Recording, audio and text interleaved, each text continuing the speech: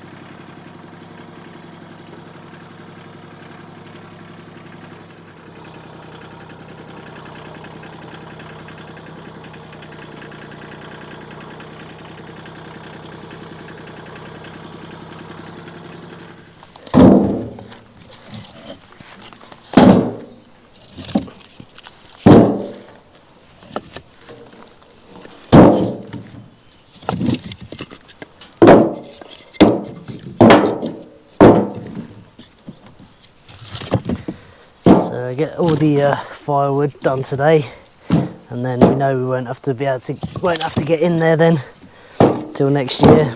By next year the log pile will be gone because it'll all be in the barn. Yeah, because of the limited access to the roundhouse, everything's got to be wheelbarrowed in. But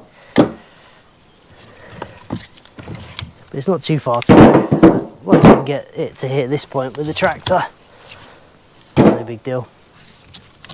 We don't actually use that much firewood. Like, that little firewood shelter is enough for us for all year.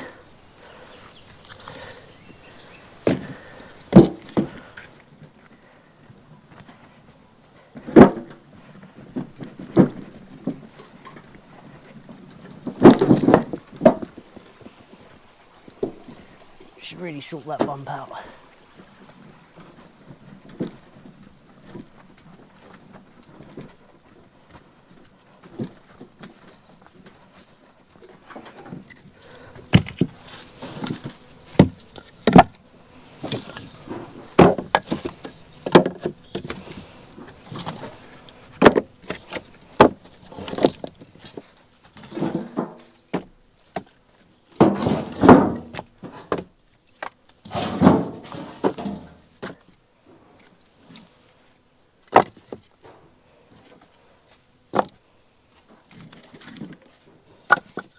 Right, hey everyone, so we are finally back to milling again. Finally got the timber delivered. So this load now will be enough to see us through for the whole project. Another, I think nearly 30 tonnes. So we've got, yeah, pretty sizable pile. So that's me now for another week or two, milling, getting all the stuff we need to finish the frame, and then I've got to do all this stuff to finishing the frame, so finishing the building, so like all the cladding, the 3x2 and all that kind of stuff, and roofing and purlins and everything else. So yeah, milling and more milling for a while now.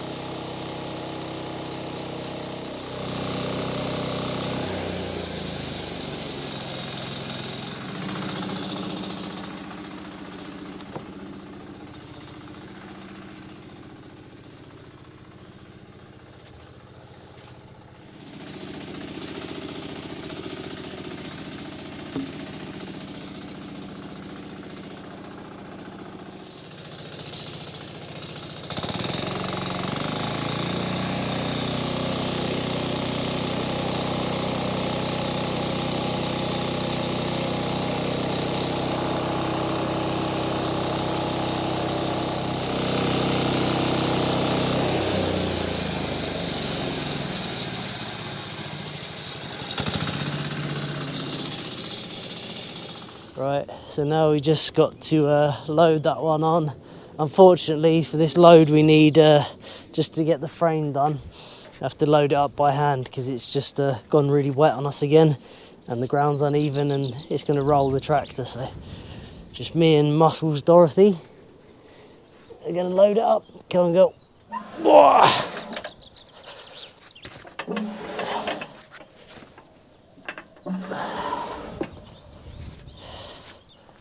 Yeah. Keep it going, keep it going, keep it going, and that's it.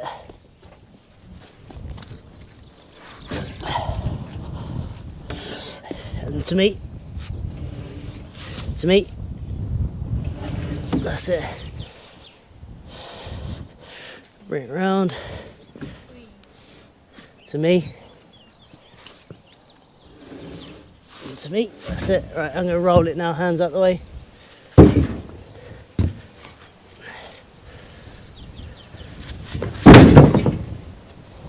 Go.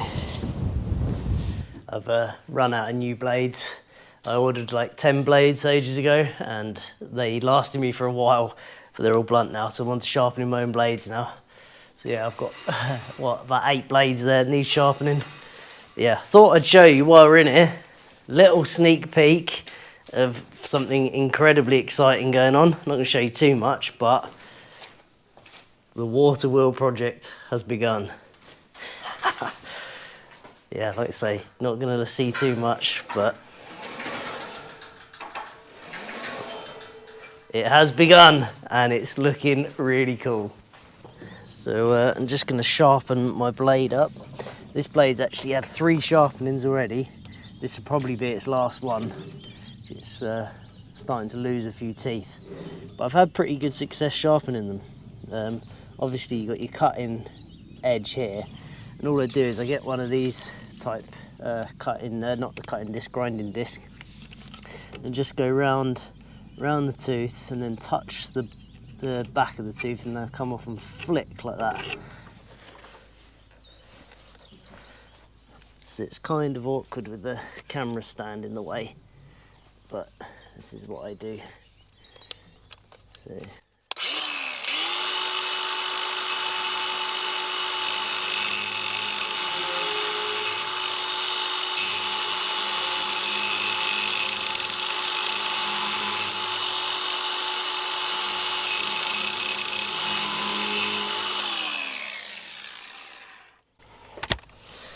So you literally come in with the flat part of the back of the disc and just touch that edge there until you see sparks coming off the tip. Then come around, take a bit out of the gullet and then flick it off the last one. So as you flick it off that one, it takes the burr off the one you did before it. And I found it works really well. That there is enough now to do like 4 or 5 logs. You know, it's actually sharp now. And I think that'll be the last sharpening I get out of it, because after a while you start to get down and make the blade thinner and you start losing teeth. But say 4 sharpenings I'm getting average out of a blade.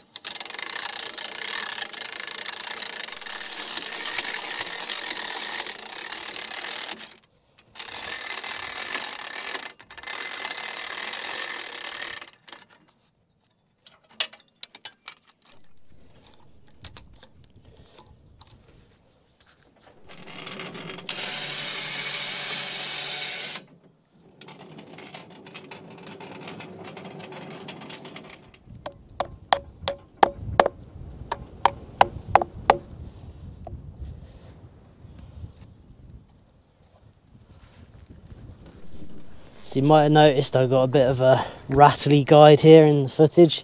One of my welds has snapped here from all the vibrations, so it's only getting support from back here now. In order to fix it, I have to take it all the way down the bottom, and it's a nightmare, so I think we'll just persist on and see if it's alright. It's just cracked along here and under here. So still supported back here, so I'm just gonna make sure this is nice and tight, and I think we'll be alright. So I'm just gonna nick one of these bolts out of here, or maybe, because these are just like adjusters to make sure that this rail isn't too much slack in it. I don't really use them, so if I take a bolt out of here, put another bolt on that rail, it might help us out a bit. Okay.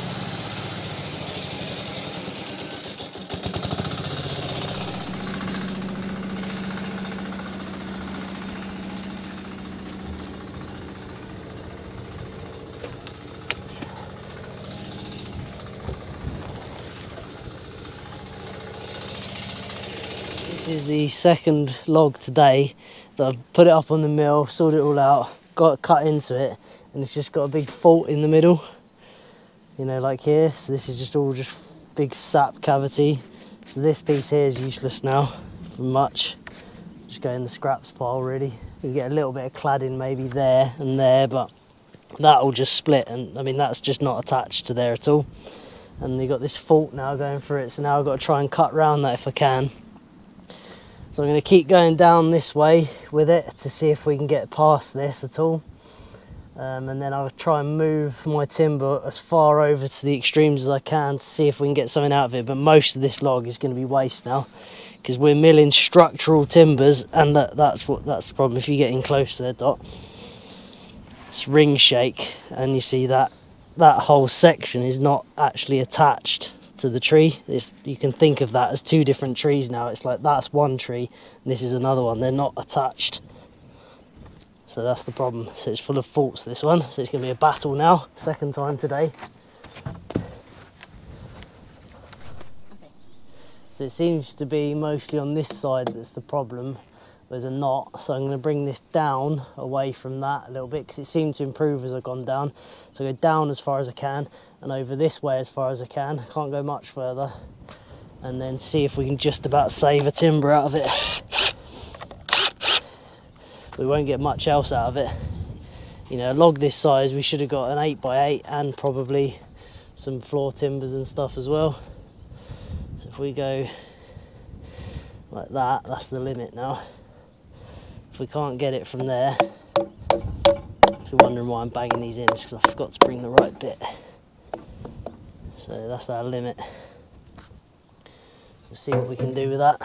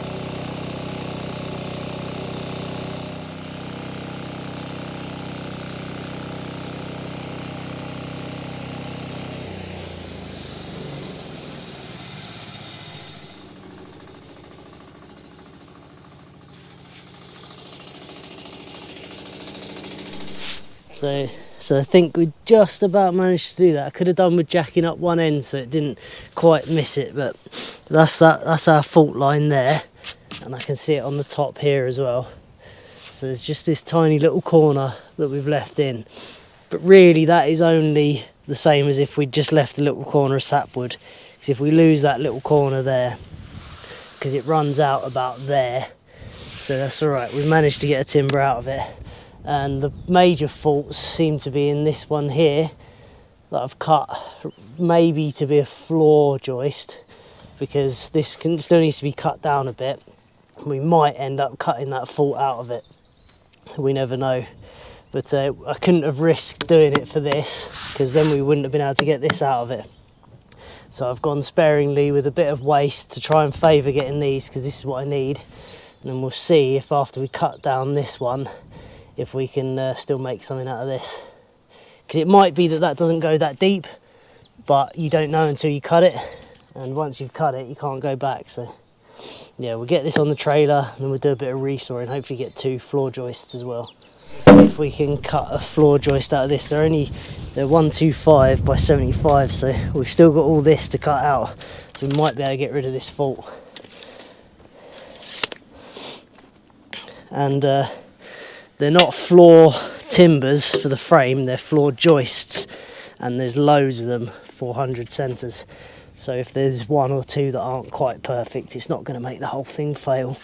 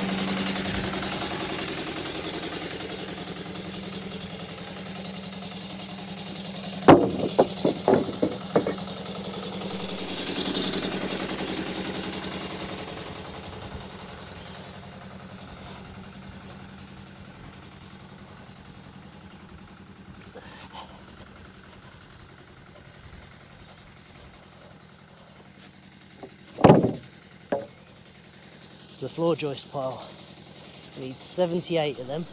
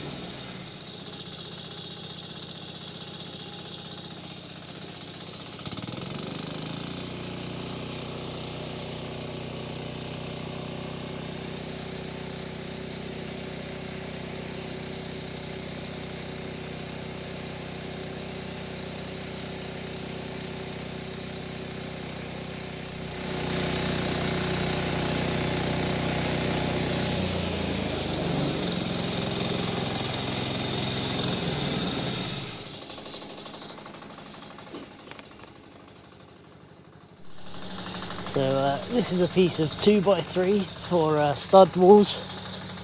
So handy little offcuts and turn into 2x3s. They'll all become stud walling.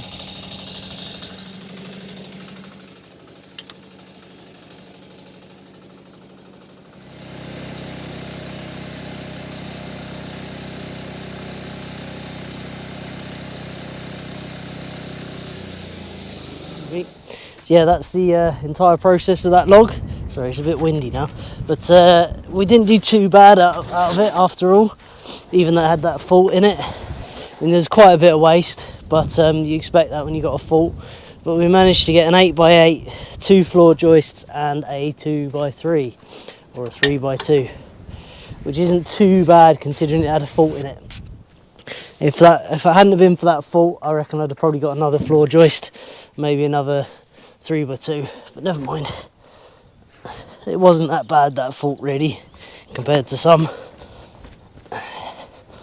We only need 78 of these.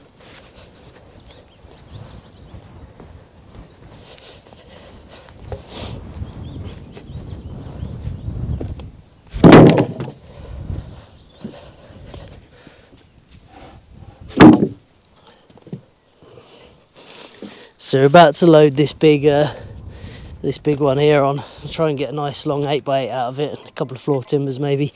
But while it's there, just going to sort out this pile, because that will help stop this, and I'm a bit worried about this rolling on us. And I've got this really big curved horrible one here to sort out at some point, and this one's got ring shake. Yeah, some pretty crap ones lined up, to be honest. So from this moment on, we're going to be battling a bit. Right, let's see what happens here.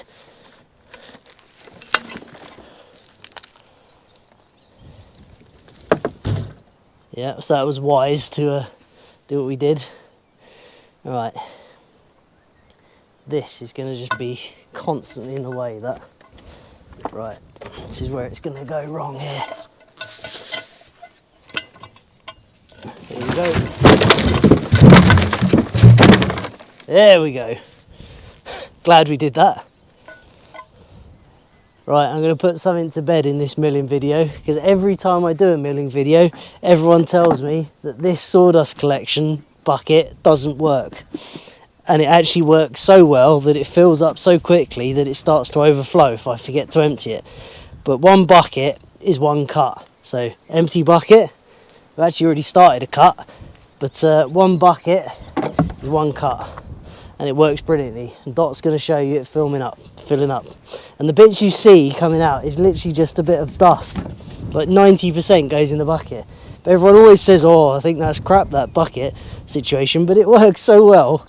Like, it just doesn't come out well on camera. So we're going to end it now. Empty bucket.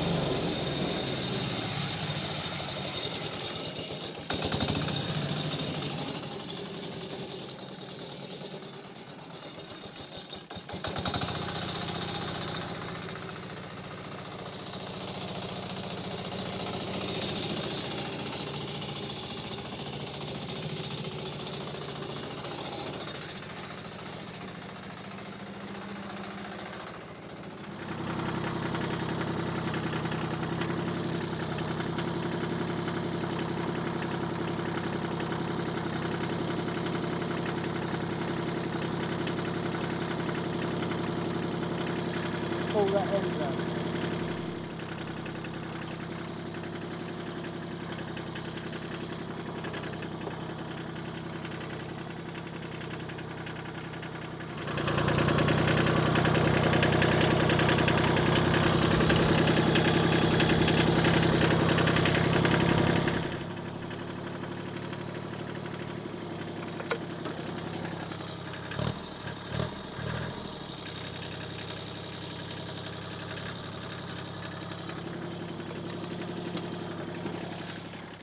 Right, that was a successful day's milling. Got a few more timbers on the trailer ready to go to the barn. So yeah, just carry on every day now for a while. That's all I'll be doing. Milling, milling, milling. Morning everyone. It's a pretty bad start to the day. Put this log up here. I could see that it had ring shake, but I was hoping I'd be able to get something out of it. But as I've cut into it, it's just progressed more and more and more. that ring shake goes all the way around there and then tapers out towards the other end. If you have a look, I cut the top slab off and it bowed upwards. It just went as I cut it. And you know, we've got this really big cavity of sap, ring shake, and then that continues to taper on out to that end all the way around there. And then you see that whole corner's split off down there. So yeah, we got this whole corner. Has decided to just quite amazing actually, but I don't want to get too sappy. See if we can get your hand around it. See how far that goes in there? All the way down there. And then it's got a heart shake going across here. So there might be a few little bits and pieces to get out in and around, but whatever happens, a cut out is all going to be bent and full of faults. So that whole log's just firewood. So that's a bad start to the day. So that's hours work. Yeah, blunting blades, fuel, energy, and that's just for firewood. And the next one behind it has got a huge bend in it, completely unable to fit on the mill because of the bend. So I've had to cut that in half. We'll turn that into some braces. But yeah, today's just literally going to be getting through some crap wood that's got all faults in it, which is really annoying, just waste the day away.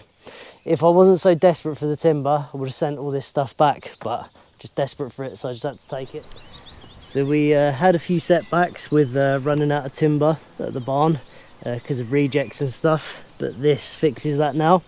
I couldn't do it sooner because I didn't have the wood, and we only got that wood delivered and I was stressing about it, but it's nice to have it on the trailer there now and good to go. The trouble is though, now the guys have had to go off and work somewhere else for a week, and we only going back to work in the barn in a week's time, and then we've only got 5 days until the silage is going in the barn, so we need to be out in 5 days. So we've got our work cut out for us to get what we need doing in the barn done before we've got to be out.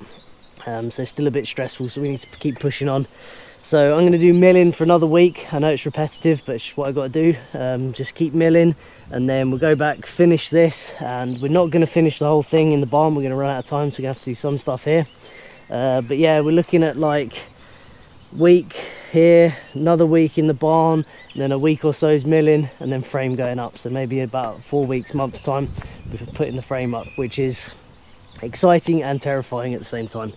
But yeah, it'll all go to plan and it'll all work out in the end. All right, hope you enjoyed the video, and thanks for watching.